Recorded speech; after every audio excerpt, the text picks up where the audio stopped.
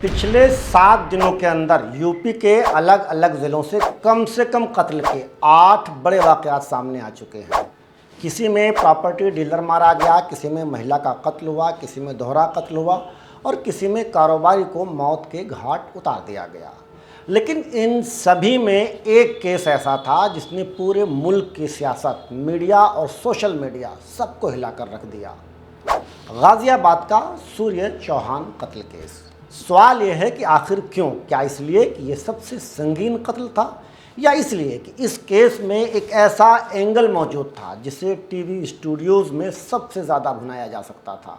जैसे ही इस केस में हिंदू मुस्लिम एंगल सामने आया, प्राइम टाइम की बहसें शुरू हो गई, सोशल मीडिया पर मुहिम चल पड़ी और मुल्ज़िमान के ख़िलाफ़ सख्त तरीन कार्रवाई के मुतालबात होने लगे।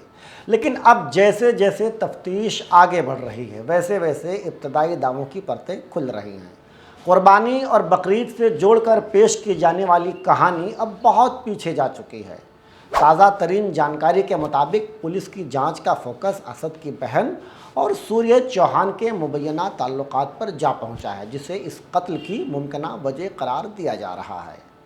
यहाँ एक और सवाल पैदा होता है कि अगर उत्तर प्रदेश में इसी हफ्ते कई दूसरे कत्ल भी हुए तो फिर सिर्फ एक केस ही नेशनल बहस का मुद्दा क्यों?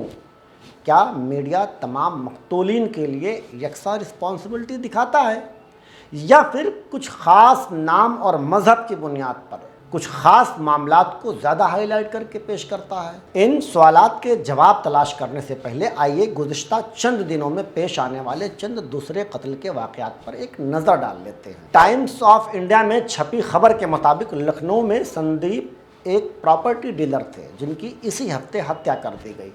1 जून को शाये खबर के मुताबिक इस मामले में लखनऊ पुलिस ने 2 लोगों को गिरफ्तार किया, जिसमें एक का नाम दिनेश कुमार यादव और दूसरे का नाम मुकर्रबीन उर्फ मुबीन बताया जाता है। इस खबर पर मीडिया ट्रायल हो सकता था। असद की तर्ज पर दिनेश कुमार यादव और मुबीन के इनकाउंटर की मांग भी की जा सकती थी, लेकिन ऐसा नहीं हुआ।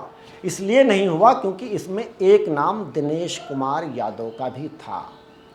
अगर नेशनल मीडिया इस पर प्राइम टाइम चलाता या इनकाउंटर की मांग करता तो शायद मुबीन के साथ दिनेश कुमार यादव के इनकाउंटर की भी मांग करनी पड़ती। शायद यही वजह थी कि ये हत्याकांड चर्चा का विषय नहीं बन पाया। टाइम्स ऑफ इंडिया की एक दूसरी खबर देख लें। लखनऊ के ही निशा देवी हत्याकांड में जिस मुलजिम की गिरफ्तारी होती है उसका नाम दीपांशु सिंह है। गिरफ्तारी हुई लेकिन कोई मीडिया ट्रायल या इनकाउंटर की डिमांड नहीं की गई क्योंकि इस केस में मुलजिम हिंदू है।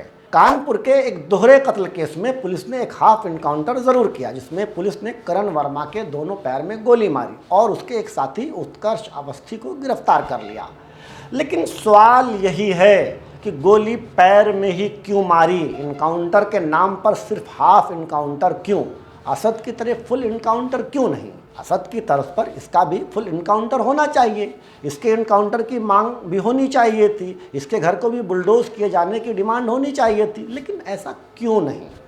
और एक आखिरी खबर, इसी हफ्ते गाज़ीपुर में एक होटल कारोबारी विनीत राय का कत्ल कर दिया गया। पुलिस ने शंकर पांडे समेत कई दीगर अफराद के खिलाफ FIR दर्ज की, लेकिन दूसरे वाक़यात की तरह ही इस मामले में भी मीडिया ने वो सतर्कता नहीं दिखाई जो सतर्कता मीडिया ने गाज़ियाबाद सूर्य हत्याकांड में दिखाई।